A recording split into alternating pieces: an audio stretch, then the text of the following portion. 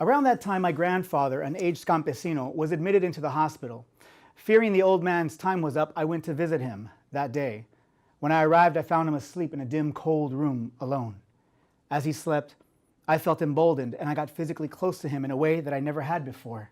I leaned in and I observed my grandfather's face, marveling at the toughness of his dark flesh, the way his eyelids appeared like sheets of leather draped above his high cheekbones, and how breath skidded in and out of his slightly parted lips. It was in that moment, while observing my grandfather, that a thought occurred to me. This old man, to whose seed I owe my existence, was the last living grandparent I had. He was the single thread connecting me to my own past, and I was floored by that realization. Beyond the fact that he was born in Brownsville, Texas, and had been a migrant farm worker since the age of 10, I knew very little about him. Surely, I figured, he was more than just that stern-faced Tejano who would criticize his grandchildren for not speaking fluent Spanish. He was living history, and the details of his life were suddenly a matter of great urgency. In that moment, alone with my grandfather, I pulled out my small audio recorder, and I decided to wait there until he woke up. 30 minutes passed before he began to stir. With both eyes shut, he reached for the IV on his wrist and he gave it a tug. He scratched at the stubble on his face, and then, as if sensing my presence at the end of his bed, he opened his eyes, and he found me sitting there. "Mijo," he said. His voice was gravelly. I handed him a cup of water. He took a drink. His hand trembled. "¿Qué haces aquí? What are you doing here?"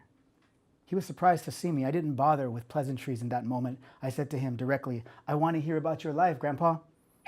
He stared at me with this blank expression, unsure if I was being serious. It was an unusual request, I admit, but then he responded in English, as if he'd been waiting for such an opportunity. Okay, he said, placing his cup on the bedside table.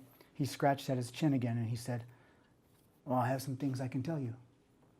What followed were not the details of my grandfather that a person would ever find in hospital files or on his birth certificate or in any hall of records. No, these were the rememberings that, by the old campesino's understanding, it made up the core of who he was. It was his DNA and testimony.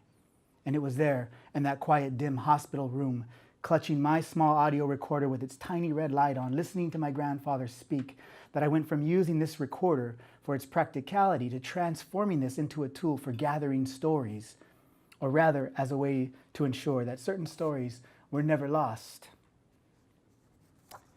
And it is in this spirit that the telling of the plane wreck at Los Gatos Canyon, the book that I'm going to read from today, I'm here to talk about, and how the song of the same name that carried its message the world over has been uncovered after 7 decades.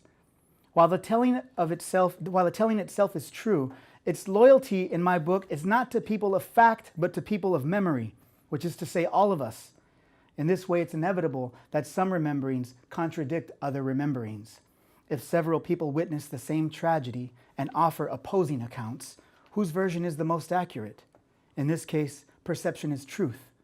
And how reliable is fact anyway when the official documents themselves have been proven incorrect, beginning with the names of the passengers? Officialness, too, has inconsistencies.